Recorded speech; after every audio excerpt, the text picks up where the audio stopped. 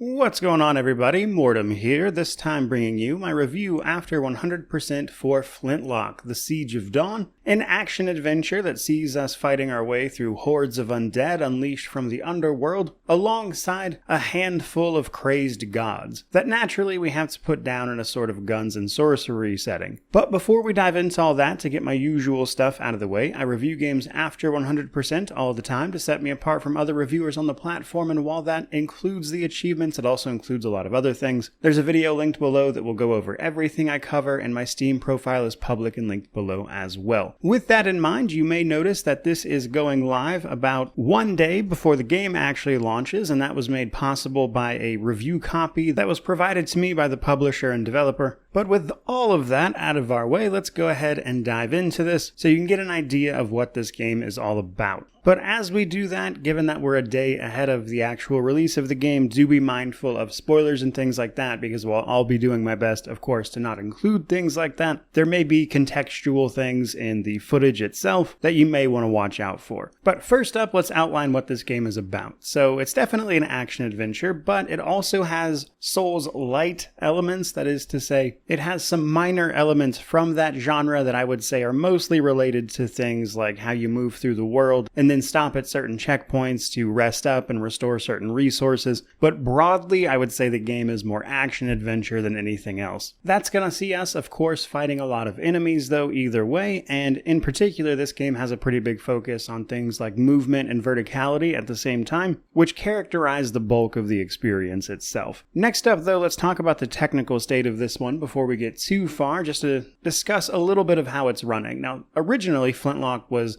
due out much earlier, like a year or two ago, I believe, so it's been delayed quite some time, and it's likely that time was used pretty effectively, at least in terms of polishing, because bug-wise, all of that, I really didn't have any trouble at all. About the sum total of what I personally experienced was that occasionally the game would stutter a little bit, but even this was relatively rare. Now, while that's all I experienced personally, do keep in mind that once this game releases to the wider population, so to speak, other people might run into other problems with varying sets of hardware and the like, so it's hard to give this like a definitive pass due to the before release date version of this, though I will say the one-pager that the team sent over with the review copy, which is a normal practice to basically give you just general information about the game, such as like release dates, timings, known issues, that kind of thing, they had listed under their known issues a handful of crashes that popped up rarely in certain scenarios during certain bosses, and while I didn't personally encounter those, they've been acknowledged by the developer, so that may or may not be a problem for you day one. But otherwise, speaking purely for myself, I really didn't have any issues with it at all. Which brings us to the difficulty section. Now, part of what I would say makes this a Souls-light is that this game does have difficulty settings, but it's basically just easy, normal, or hard. Now, if you watch this channel much, you know that I really prefer a modular difficulty, allowing you to adjust and tailor specific things about an experience, but I don't think a game like this necessarily needs any of that. But in particular, what I want to call out is that easy, normal, and hard just give very generic descriptions of what they're actually changing, so it's hard to give super specific examples here. But from my own experience, for starters, putting the game on easy will disable achievements,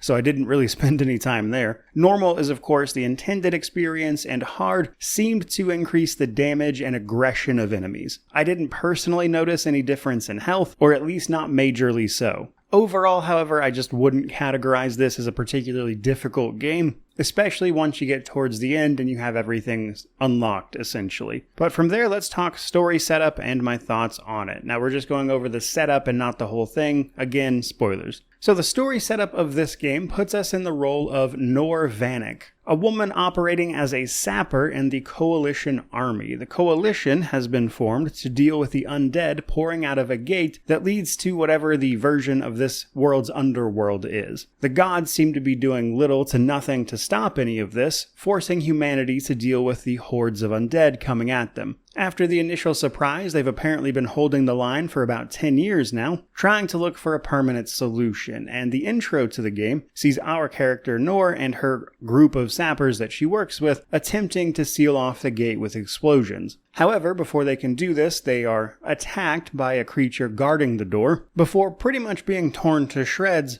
just barely managing to set off the explosives. Nor wakes up, seemingly underground, disoriented and confused, only to be met with a talking fox-like thing, as she puts it, who becomes known to us as Inky. Inky is a lesser god, it would seem. One who is going to grant us use of its magic to help us along the way of putting the rest of these gods back in their place, with obviously more to that story than I will share here. But Inky is going to provide us with all sorts of magic and the ability to quickly travel around the world as we seek to put these gods in their place, as they have quickly made a bit of a mess of the world after we were apparently unconscious for a fair bit of time. During which the lines of the coalition broke, obviously, and the gods have made a mess of certain areas. And that's the gist of the story, really. Now, while that's a strong enough opening, especially experiencing it for yourself, I will say that it doesn't really go anywhere from there, sadly. Obviously, there are some reveals about who Inky actually is and what it is the god of, but most of that really doesn't come until fairly late into the game, and you don't really get a lot of movement to the story until the game is about to conclude, frankly. So they take this decent setup and then they kind of stretch it over the roughly 15 to 20 hour runtime of the main story, which leads to an ending that is decent but really doesn't offer much to the grander narrative because there's just so little of that narrative at play. So I will say, for as strong as the setting and atmosphere of this game was with its guns and sorcery vibe, it was a bit disappointing to not see more done with the actual plot of the game. Now that said, I wasn't exactly expecting an incredible story from this action adventure, but I do think it wound up being weaker overall than I really expected it to be, given how cool I thought the opening was. But to follow up on that a little bit, as I mentioned, the main story itself is about 15 to 20 hours. It took me like literally 15 on the dot, and then wrapping up the side content and everything else there was to do in the world was about another 10 hours. You'll likely be done with everything this game has to offer you in 20 to 30 hours.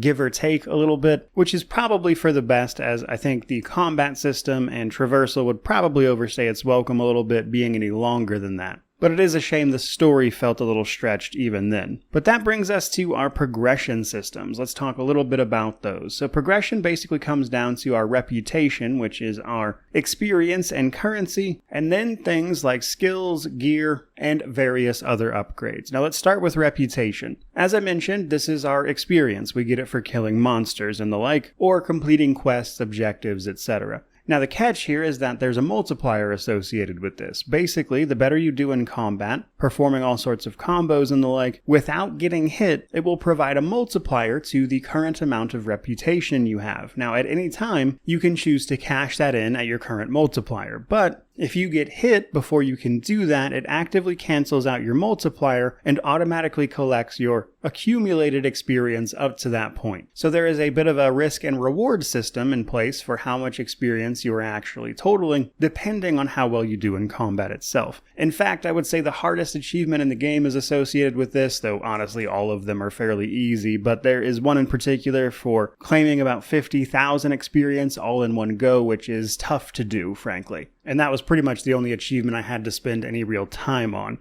But beyond that, we're going to be spending some of that experience on our skills. Now, skills are divided up into 3 trees: magic, guns, and melee. Grabbing skills in these trees will both unlock an ability for you, but also grant you increased damage for that specific discipline. Now, while it is possible to get all of these, you might struggle to do so if you're also trying to buy things like upgrades and gear along the way, as those also cost reputation. So there's that to know. Now, in terms of gear in particular, this can be divided up into cosmetic and the normal gear. Cosmetic is available at the hamlets you'll be rescuing via shops, and this of course just changes how your character looks. Basically the uniform they're wearing. The rest of gear is down to things like the different firearms you find, which includes your main offhand pistol, a secondary firearm, which is usually something akin to a rifle that allows you to take out enemies. Then there are armor sets you can pick up, 5 in total, which are made up of a glove, shoulder, and headpiece. These all have bonuses associated with them if you're wearing the whole set, and of course augment one of the game's playstyles in particular. Beyond that, there's also other things you'll pick up throughout the game, such as grenades by exploring, and once you have those grenades, finding more of them increases the amount of times you're able to use them in between rests. So there's little stuff like that. Now, the other big thing here is the upgrade system alongside your camp. Now, along our journey, we're going to be able to perform a few side quests. Some of these will gather up sappers, or our team basically, who are going to help us do our job and fight these gods. This does a couple things for us. It upgrades your camp for starters, but also gives you access to various forms of upgrades for your weapons and armor and the like. Now initially this is just going to be the guy for your main weapons and pistols, but you'll pick up other individuals to join your camp that can upgrade other things for you, such as your helmets or say your grenades. Now these upgrades aren't free, obviously. We're going to have to collect resources and then sometimes spend reputation on them. Some of them required reputation, others did not. But out in the world we can find wood, iron, and sulfur, and some combination of those is usually required in increasing quantities to upgrade your gear. Now the first area of the game, these are relatively limited, but in the second they become much more abundant and it becomes pretty easy to upgrade at that point. And that's kind of what you're looking at progression system-wise, pretty much what you would expect from an action-adventure, I imagine. So from there, let's talk about the gameplay and world of this title. So as I mentioned, the gameplay here is largely focused on movement and combat, and we're going to be performing that across two different large sort of open areas that you're free to explore at your leisure, for the most part. Obviously, there are certain story moments kind of gated throughout, as these open areas are somewhat linear in nature, despite being open and free to explore. So I would not really call them open world in any sense of the word. Now in these areas we're going to run across hamlets. These are villages and the like that have been taken over by enemies, and we can go there and put their leader down to restore people back to their hamlet. For instance, we can talk to the host of the local coffee shop, and this will give you rumors to start the side quests with. As an example, they also act as a shop for the cosmetic armor. And you can also play a mini game that is centered around using coins and stuff to form triangles, which will give you an extra way of earning reputation, though I think that minigame is not going to be for everybody. Otherwise, we'll simply be moving through these areas fighting enemies as we go, and in terms of the actual areas, movement has a pretty big part of these things. For starters, we can use Inky's magic to activate rifts. These are going to allow us to essentially fly through the air via certain anchor points, and while sometimes these are used directly to get where you need to go, a lot of the time they are simply shortcuts back to places you have been, or they allow you to more easily traverse an area you've already explored. So shortcuts tends to be the name of the game there. But with those rifts comes a big amount of verticality. A lot of times while the actual space you're in isn't necessarily grand, you're going to be moving upward quite often. Even in the couple areas of the game that are more like cities than anything else, you can still eventually climb up on top of those buildings and explore the rooftops and the like for a sort of added layer of exploration.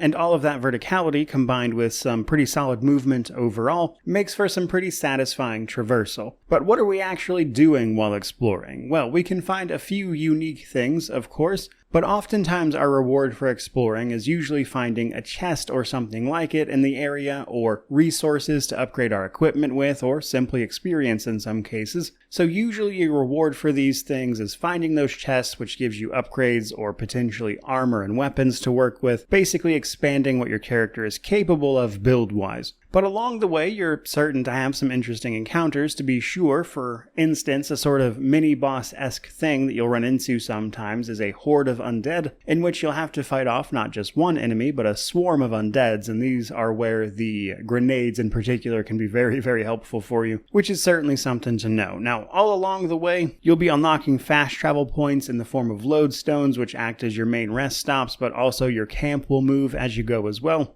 And you're free to fast travel pretty much anywhere. As I mentioned, the game is split into two large areas, and once these are unlocked, you can actually travel freely back and forth between them as well. So even that's pretty easy to do, and a lot of that is what makes the game so easy to 100%, as I mentioned, as if you beat the game, it just drops you right back in front of the last boss, allowing you to go back and do whatever it is you may have missed. Such as the Anaya shrines, which give you max health, and by the way, the game says there are 8 of these for the achievement for collecting all of them, but I actually found 9, as there was a hidden one tucked away in the lead up to the last boss. But things like that is pretty much what you can expect, and it's fun for what it is, and if it went on for any longer, I think it would have overstayed its welcome, as I mentioned. But let's talk about the other big half of this game, which is combat. Combat can basically be divided up between melee, magic, and guns. Now, melee is the standard stuff you're likely very familiar with if you've played basically any other game. Our main weapon is going to be an axe. There are a bunch of these with different effects you can find, and you can also find a mace at one point, and these constitute your light and heavy attacks with abilities that you unlock, giving you access to things like charge attacks or attacks from above, charge slams, that kind of thing. And the melee system naturally comes with a parry, block, and dodge system. Now sometimes enemies will flash red, and while it's possible to dodge those, it's generally a little bit difficult, and this is where you're going to want to use things like your sidearm to interrupt these characters with an attack. Which brings us to guns. Now, guns are divided up into primary and secondary. Your primary guns, or your sidearms, are going to eat up black powder charges. These are effectively what you're using to shoot that sidearm with to interrupt enemies. These recharge every time you hit an enemy 4 times, which means playing aggressive is often a great way to build up those interrupt attacks to make sure you're constantly putting enemies in their place to dominate them in combat, which is how you're going to do things like avoid getting hit in order to build that multiplier. Now you'll find a bunch of different types of guns as well that have different effects, ranges, etc. But you can also find secondary firearms. These are effectively rifles and the like that you can typically aim and have a set amount of uses in between rests. Using these to headshot enemies from afar was a lot of fun, but because they have a reload time associated with them, they can be a little tricky to use in active combat. But then we have magic. This is where Inky comes in outside of just traversal to help us out. A big part of our magic is simply using Inky to coordinate our attacks with. So he'll start out by putting curses on enemies. These curses, when active, cause the target to be primed when hit. The more we build up this purple meter, the better off we are, because when it maxes out, we can perform a critical attack. Now on an unarmored enemy, this is just death. On an armored enemy, which has a gray health bar, it removes their armor, or it removes their shield if they have one of those. Now, these curses also have charges associated with them. You cannot just spam Inky's curses indefinitely, but each curse can be modified a little bit. You'll find crystal equipment for Inky specifically that changes the nature of these curses from things like poison and the like to, say, just straight up damage reduction to affected enemies. Now, with skills and whatnot, you can increase what these do further by adding charges or causing Inky to take a more active role in combat, distracting and disabling enemies for you.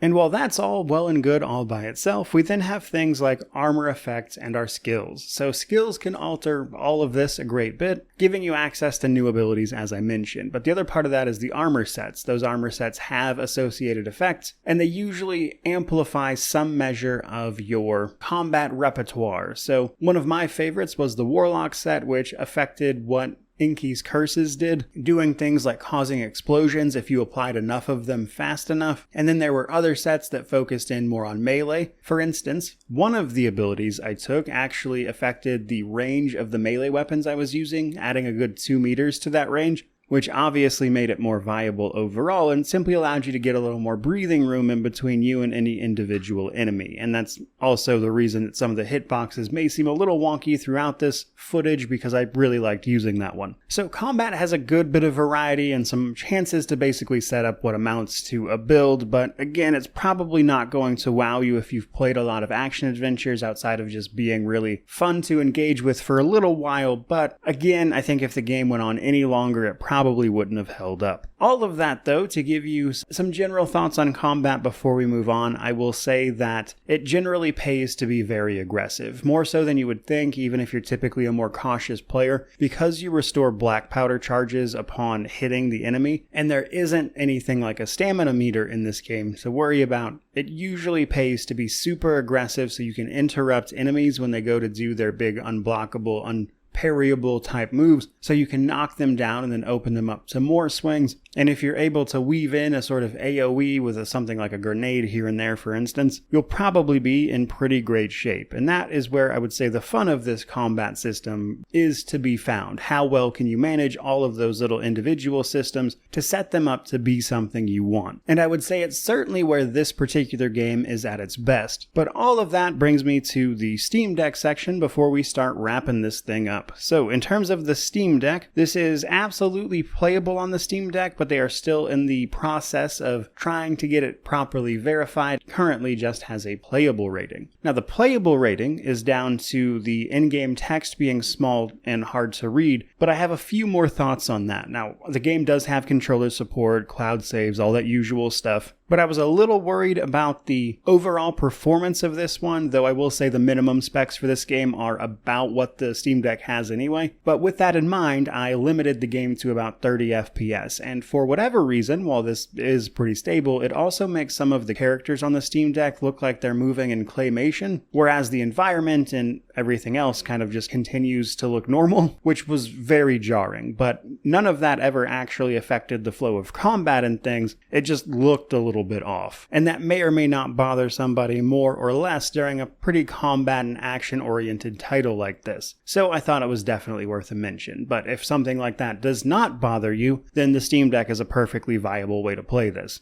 So now we've got our positives and negatives. So on the positive side of things, I really enjoyed the combat and the movement of this game. Once you start getting things unlocked and upgraded, combat gets really, really fun. Especially when you start learning how to sort of break enemies before they even get a chance to hit you, and then you can occasionally test your mettle against large groups of enemies via those sort of undead hordes I mentioned. And all of those little moments combined is where this game shines and where you can tell they put a lot of effort into it. But then we have the negatives. I would say first and foremost, the story kind of wound up being a little bit disappointing. Not so much that it was bad, just that there wasn't enough of it. In the roughly 15 to 20 hour runtime for the main story, you could condense all of that to like less than 5 hours if you weren't running through a linear open area to get to the next part. And then when I finally got to the end, it was just fine, which after the game's pretty strong opener that really pulled me in was frankly a little disappointing to see. And what story is in the game often tries to present a lot of character development very, very quickly, which obviously doesn't exactly pan out, which I can't go too in depth with without just straight up spoiling things. But that's not the only negative for me. I would say the other part of it is that there's just not a lot of innovation to be found here, if that matters to you. As action adventures and things like that go, there are 0 parts of this game that I have not seen somewhere else. So essentially, if you've played a lot of action adventures and the like, you're unlikely to see anything in this game that is new or innovative to you. Which brings me to my conclusion for this one. This game is ultimately $35 US over on Steam with a launch discount. Its base price is $40 US. And of course, whatever that is regionally for people, it's also coming to Game Pass immediately, I believe. And for that price, you're getting an action adventure with fun combat and movement that plays it safe in pretty much every other regard. Now, if this game was asking a full $60, I would have given it a buy on sale, but they seem to have known what kind of game they were selling with their associated launch price, which is much more comfortable with what I would have actually wanted to pay for this title, given the parts of it that I've enjoyed. What's more, though, given that this game is on Game Pass, that makes the recommendation a little bit easier, as you can try it there relatively risk-free. Over on Steam, the game also has a free demo you can download and play for yourself as well to see if it's something you would enjoy. Which is what I would recommend you do because, speaking for myself at least, this was a fun action adventure that did not overstay its welcome, but really didn't do anything else. But luckily, it's priced at a point that I would feel comfortable paying for it, so I'm giving it a buy. I had a good time with the core mechanics it is trying to push, though admittedly I wish the game had been just a little bit more ambitious, especially with all of the delays it had. That is pretty much going to do it for this particular review. I certainly hope you enjoyed it. If you did, don't forget to like, comment, subscribe, all that YouTube jazz, which naturally includes letting me know how you feel about all of that down in the comment section below. But regardless of all that, thank you so much for watching. I really do appreciate it. May you wander in wisdom and have an amazing day.